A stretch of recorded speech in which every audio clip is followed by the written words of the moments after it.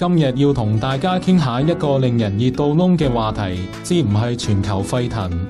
各位觀眾大家好啊，我係泡泡，又到咗網絡補血站嘅時間啦。早排聯合國秘書長古特雷斯就發出一個警告，話全球暖化時代已經結束，正式進入全球沸騰時代。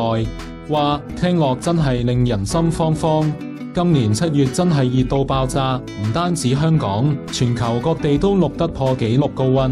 科學家話，今年7月好有機會係地球過去12萬年來最熱嘅月份，唔少地方都好似着咗火咁，例如希臘、美國加州等地發生嚴重山火，燒到一片火海，真係好得人驚。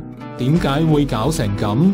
科學家一早已經講過，人類不斷排放溫室氣體，就好似幫地球蓋咗張厚棉被，令到熱力散唔走，地球嘅溫度就梗係越來越高啦。聯合國警告話，人類就係造成全球沸騰嘅罪魁禍首，如果唔立即採取行動，後果將不堪設想。佢呼籲各國要加速實現淨零排放嘅目標，減少溫室氣體排放。點樣先可以做到呢一點？古特雷斯就點名批評化石燃料企業，話佢哋要負最大責任，應該帶頭轉型發展潔淨能源。佢仲話各國政府都要加把勁，制定更加積極嘅減排政策。根據泡泡嘅調查，全球沸騰呢個講法唔係科學術語，而係一個比喻。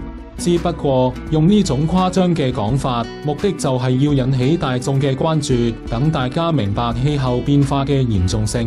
其實泡泡知道，有部分專家指出，雖然全球沸騰呢個講法成功引起公眾關注氣候變化，但係呢種危言聳聽嘅手法可能會帶來反效果。過度渲染危機感，反而會令人產生恐懼、無助同埋冷漠，覺得無論自己做啲乜都冇用，最終導致社會陷入環境虛無主義。長遠嚟講，反而會窒礙環保意識嘅提升同埋行動嘅落實。不過無論如何，泡泡都認為地球人應該努力保護自己嘅家園。今集就講到呢一度，下一集會繼續帶俾大家更多精彩嘅內容，希望大家可以訂閱我嘅頻道同俾個 like 啦。